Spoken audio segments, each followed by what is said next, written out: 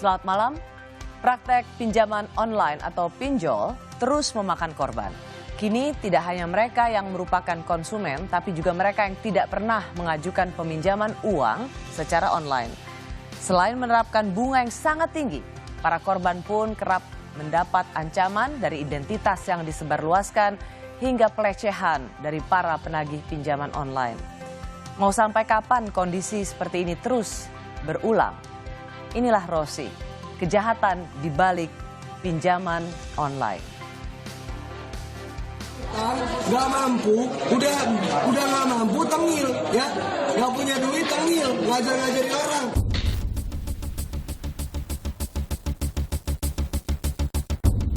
Dan saya mohon maaf dan berjanji tidak akan mengulangi lagi. Dan saya mengingatkan, jangan sekali-sekali masuk dalam jebakan pinjol, karena akan menyengsarakan kita sendiri.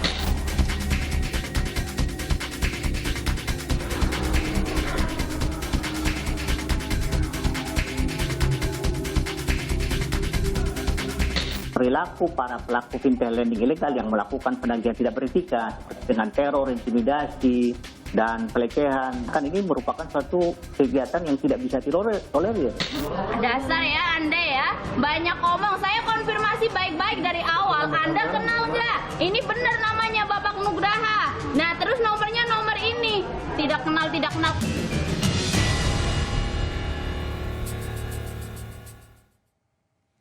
Kejahatan pinjaman online atau pinjol tidak hanya menjerat mereka yang meminjam, tapi juga mereka yang tidak pernah mengajukan pinjaman.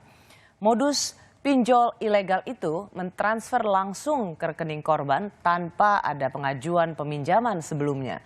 Korban lalu ditagih dengan jumlah yang lebih besar. Modus baru ini dialami dua orang pemuda yang akan saya tanyakan. Kedua korban ini mengaku rekening banknya mendapat 2 hingga 3 kali kiriman uang dari nomor rekening yang tidak dikenal. Tak lama keduanya lalu menerima pesan WhatsApp yang mengatasnamakan salah satu pihak pinjaman online. Pihak itu meminta pembayaran tagihan dengan total bunga yang sudah ditambahkan. Saya telah mengundang 2 orang korban di acara Rosi malam ini. Ada Bobby, begitu saya memanggilnya, dan Doni yang meminta saya untuk menyamarkan identitasnya.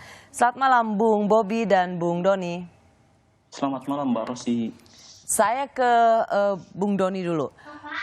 Ke Bung Doni ini, koreksi saya kalau salah ya, latar belakangnya adalah ke Bung Bobby, Anda menerima sebanyak 2 kali transfer uang sebesar 804.000 dari rekening yang tidak dikenal pada tanggal 2 April 2021. Jadi Anda tidak pernah minta pinjaman, tapi kemudian Anda dapat kredit ke rekening bank Anda, gitu ya? Betul Mbak. Betul. Intinya kan begini, selama ini kita pikir kejahatan di balik pinjaman online itu adalah orang memang minjam dan dia terjerat dengan pinjaman online. Tapi kali ini yang ingin saya tampilkan adalah yang kejahatan di balik pinjaman online itu nggak melulu mereka yang meminjam loh, tapi yang nggak minjem pun bisa terjerat. Apakah ini bisa dikategorikan dengan apa yang Anda alami? Betul Mbak Rosi, seperti itu. Betul ya. Coba kita lihat ada bukti transfer yang Anda terima ya, Bung Bobby ya. Betul. Kita lihat dulu nih di sini supaya pemirsa Rosi bisa melihat bahwa ada uang transfer masuk diterima oleh Bobby sebesar Rp804.000, betul? Betul. Ya. Oke, Bung Bobby, ceritakan pada kami mungkin secara singkat tapi juga bisa dengan jelas apa yang terjadi. Ya, jadi kronologisnya waktu itu tanggal 2 April kebetulan saya cek rekening, ternyata ada dana sekitar 1.600.000 yang masuk. Sebentar, sampai di situ dulu. Ketika ada dana yang masuk, apakah itu dari SMS? Kan kita kalau ada kredit, ada debit, itu masuk dari SMS notifikasi. Apakah dana itu Anda ketahui dari SMS notifikasi atau dari SMS pinjol? Atau WA pinjol? Nah, sejauh ini saya tidak mengecek itu Mbak. Jadi itu kebetulan saja ketika saya membuka mutasi rekening saya. Jadi memang awalnya mau cek saldo seperti itu. Oke. Jadi kebetulan Anda lihat ada kredit masuk. Betul, ada dana yang masuk, akhirnya kan saya bingung. Waktu itu karena posisinya waktu itu kalau tidak salah hari Kamis atau Jumat gitu waktu itu. Dan posisinya bank itu libur, kalau nggak salah cuti bersama waktu itu. Akhirnya saya hari Seninnya beberapa hari kemudian, akhirnya saya konfirmasi ke bank. Ternyata di pihak bank pun tidak bisa memastikan itu dari mana. Awalnya sih saya nggak berpikir itu dari pinjaman online atau yang lain-lain. Saya pikir takutnya misalnya dari orang tua atau dari mana gitu. Tapi ketika dicek, saya ada kode tertentu kan, barusan dilihat ada kode tertentu. Akhirnya saya cek di Google, ternyata banyak informasi bahwa itu ternyata pinjaman online ilegal gitu. Oke. Jadi ketika Anda ke banknya, boleh tahu bank apa yang masuk itu? Dari rekening mana? Salah satu bank swasta. Salah satu bank swasta, tapi mereka juga tidak bisa mengatakan ini dari mana. Tapi ketika Anda Google, ternyata di balik kata kredit itu pengirimnya adalah setelah Anda Google dari pinjaman online. Betul. Oke. Ada kode SCF gitu. Kodenya seperti apa? Ada kode tulisan di depannya SCF. Makanya saya bingung ketika dicek di Google, ternyata itu modusnya dari pinjaman online yang ilegal gitu. Oke, lalu apa yang Anda lakukan, Bung Bobi? Nah, waktu itu saya bingung. Akhirnya tidak lama kemudian akhirnya saya setelah pulang dari bank, jadi sebelumnya setelah kejadian itu, Mbak, saya tidak lama langsung saya share di Twitter. Dan kebetulan mendapat respon dari rekan-rekan karena memang saya lumayan banyak berteman dengan rekan-rekan yang followersnya banyak di Twitter. Akhirnya sempat viral. Setelah viral akhirnya ada teman yang kebetulan dari LBH memberikan beberapa saran. Akhirnya saya lapor kepada pihak kepolisian gitu. Oke. Anda punya waktu itu ada terbersit bahwa ini harus dikembalikan atau apa? Atau ya udah biarin aja? Ya, jadi ketika saya ke pihak bank, Pak, pihak bank tuh berkata, "Oh, mungkin ini kayaknya ini pinjaman online ilegal." Akhirnya saya memutuskan, ya sudah, kalau memang pinjaman online ilegal, saya tunggu aja. Awalnya saya tunggu aja, akhirnya saya tunggu kalau ada yang nagih, saya akan kembalikan. Ternyata tidak berselang lama, mungkin sekitar 5 hari kali ya, Mbak ya. Karena kan dia transfer tanggal 1, tanggal 2 baru saya kecek, tanggal 5 ternyata sudah ada tagihan. Oke, oh hanya dalam tempo 3 hari itu ya? Ya mungkin sekitar 3 sampai 5 hari, ya 3 hari, 3 sampai 5 hari kalau nggak salah. Ada penagihan? Tiba-tiba ada penagihan, ya betul. Melalui? Nah itu yang mungkin yang bisa digambar, diperlihatkan di gambar. Melalui WA? Melalui WhatsApp. Oke, kita lihat di layar bahwa sudah ada penagihan melalui WhatsApp yang ditujukan pada nomor pribadi Anda, tapi kemudian kayaknya itu penagihannya kasar sekali ya? Ya, betul seperti itu. Jadi bukan ngasih tahu bahwa Anda pinjaman ini, tapi sudah langsung ada nuansa mengancam di situ. Ya, betul. Yang jadi bingung sih sebenarnya yang pertama sih mengatasnamakan KSP Hidup Hijau dalam kurung toko diskon. Akhirnya saya konfirmasi, ini dari pihak mana? Coba sebutkan aplikasinya apa. Kalau memang saya melakukan pinjaman online, tolong dijelaskan mana pinjaman saya, kemudian akunnya apa, kan harus jelas dulu ya. Misalnya kalau di Play Store ada seperti apa, kalau di Android ternyata mereka memang tidak bisa menjelaskan itu. Oke, di sini sudah langsung dikatakan bahwa kalau tidak merespons pesan ini, maka saya akan libatkan semua orang dalam masalah ini. Jadi sudah ada ancaman ya? Betul. Anda merasa familiar nggak dengan nama KSP Hidup Hijau atau KSP Toko Diskon? Nggak kenal tuh, Mbak. Oke.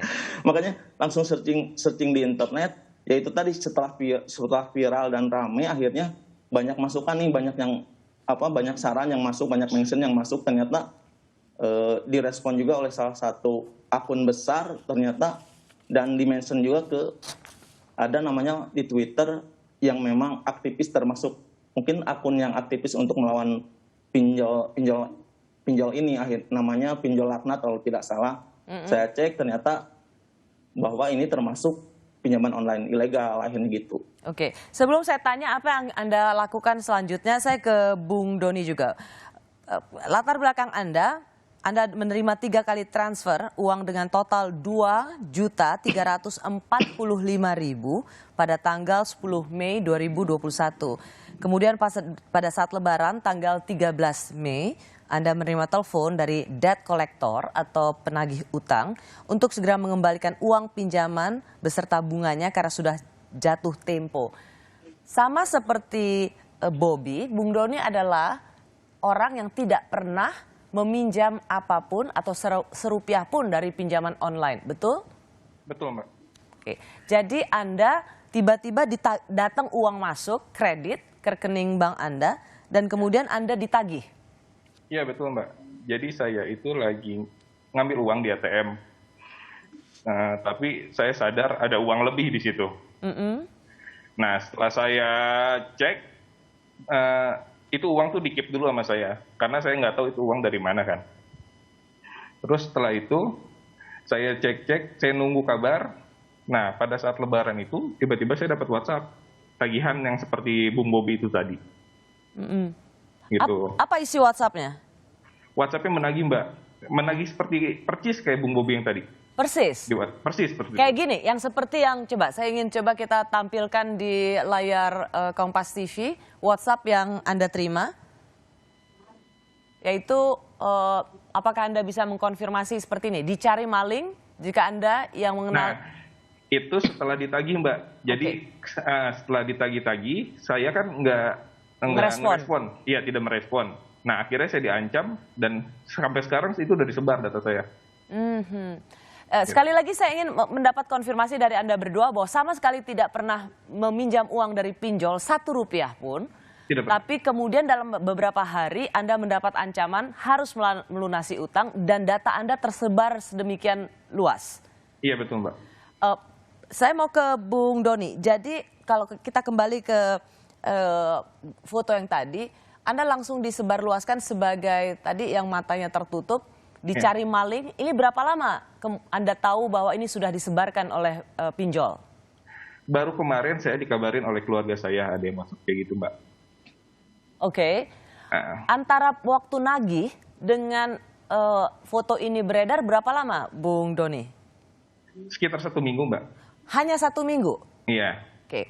Untuk menghentikan kelakuan mereka atau ancaman mereka, pernah nggak Doni berpikir bahwa ya udah deh, meskipun aku nggak minjem, gue balikin aja deh uangnya? Saya sempat mikir kayak gitu, Mbak. Akhirnya saya sempat ngangkat telepon dari mereka kan. Saya berbicara, dia minta balikin segala macam sama bunganya, tapi saya nego. Saya nggak meminjam uang itu, saya balikin sesuai yang ditransfer aja kalau kata saya. Terus? Nah, mereka tadinya tidak mau, malah maki-maki saya. Dan akhirnya dia mengiyakan. Tapi dengan syarat saya bilang, saya minta virtual account perusahaannya, baru saya transfer. Tapi yang dia kasih itu nomor rekening pribadi. Oke, bukan nama perusahaan, Bukan. nama PT. Bukan. Okay. Nah, terus dia minta ditransfernya itu dua kali tahap. Saya di situ langsung bingung, kenapa mesti 2 kali kan, gitu. Akhirnya saya di situ udah memutuskan gitu. Ya udah deh, jalan tengahnya gini aja. Kalau emang seandainya Mbak atau Masnya mau uang kembali, tapi saya ngembaliinnya sesuai yang ditransfer aja. Kita ketemuan dan janjian gitu. Tapi mereka menolak itu. Jadi sama sekali tidak pernah ada itikat dari mereka untuk ketemu. Semuanya diselesaikan melalui telepon dan WhatsApp. Iya, karena menurut mereka katanya, Mas meminjam melalui online dan kembalikan harus melalui online juga. Mereka bilang kayak gitu. Apakah kemudian foto Anda yang tadi disebar itu juga disebar ke kontak-kontak yang Anda punya di handphone? Iya, di random, Mbak. Jadi teman-teman Anda, keluarga itu tahu tuh Anda dicari maling gitu-gitu? Nah, saya ngantisipasi sebelum itu, Mbak. Jadi saya nyari tahu segala macam, proses sebar data segala macam. Jadi sebelum disebar data, saya udah nginfoin semua ke kontak WhatsApp saya. Oke. Gitu. Jadi Anda merasa cukup beruntung ya bahwa foto Anda dicari maling, tidak bayar itu tidak keburu tersebar? Iya, saya keburu nginfoin. Oke. Tapi infoin kan satu hal, artinya mereka tahu. Tapi udah kesebar belum? Belum disebar waktu pas infoin itu. Maksud saya adalah apakah kontak Anda di nomor telepon yang Anda miliki sudah sempat menerima foto bahwa Anda tuh dengan mata tertutup dicari maling sebagai maling? Apakah itu sudah sempat tersebar? Belum sempat, Mbak. Belum sempat. Kalau Bobby? Kalau saya untungnya Mbak, karena memang misalnya terlanjur sudah viral, akhirnya saya disarankan untuk langsung lapor polisi dulu. Akhirnya setiap mereka WhatsApp, saya kirim, awalnya saya konfirmasi seperti ini. Saya atas nama saya tidak pernah melakukan pinjaman ke perusahaan yang Anda sampaikan. Untuk itu, saya akan mengembalikan hanya dengan catatan sesuai dengan nominal yang pihak perusahaan Anda transfer. Jika tidak, awalnya ini sebelum saya ke kantor polisi, jika tidak, saya akan melaporkan ini ke kantor ke kepolisian. Mereka ya istilahnya mereka ngeyel, ya sudah silakan, jangan ribet lah, ya ini itu. Akhirnya saya langsung lapor ke polisi. Akhirnya ke kepolisian, kemudian setiap ada yang nge-WA yang melakukan penagihan, saya kirim BAP itu gitu. Mereka maunya pembayaran utang itu sekaligus bunga ya? Ya betul. Jadi dari 804.000 waktu itu 5 hari kemudian saya harus bayar 1,2 gitu, 1,2. Hanya dalam tempo berapa hari bunganya udah naik berapa kali lipat itu? Iya. Kan ada bedanya antara Doni sama Bobby. Doni merasa beruntung karena udah dikasih tahu dan identitasnya tidak disebar ke teman-teman di kontaknya. Kalau Bobby termasuk foto-foto identitas bahwa Anda ngutang, maling, itu disebar juga nggak ke kontak-kontak Anda? Jadi hampir bersamaan setelah saya melakukan pelaporan ke BAP ke kepolisian, saya pun sama Mas Doni tadi, memang saya lebih, kalau boleh dibilang ya, lebih proaktif nyari-nyari info kemana-mana gitu, dari Google, dari rekan-rekan, banyak yang mention dan lain-lain. Akhirnya memang solusinya adalah yang pertama adalah kita klarifikasi kepada kontak-kontak kita. Saya pun melakukan hal yang sama, bahwa jika ada yang melakukan penagihan, saya share kronologisnya, saya jelas dari pertama mereka transfer sampai ke lain-lain, saya jelaskan kepada mereka. Akhirnya kontak-kontak saya mengerti. Tapi yang anehnya sih sebenarnya mereka hanya belum ada laporan ke saya bahwa ada yang nyebar data. Cuman yang jelas yang laporan ke saya hanya ayah mertua saya. Oh, nyampe ke ayah mertua? yang nyampe hanya ke ayah mertua. Sementara kalau telepon sih ada telepon ke ibu mertua. Untungnya ayah ibu saya enggak. Kok bisa tahu? Pinjol itu kok bisa tahu itu ayah mertua Anda? Dari ya nama mungkin kontak, Mbak. karena Mbak di nama kontaknya, Mbak. Nama ayah mertua, ibu mertua. Pertanyaan saya, kok bisa mereka mengakses kontak Anda?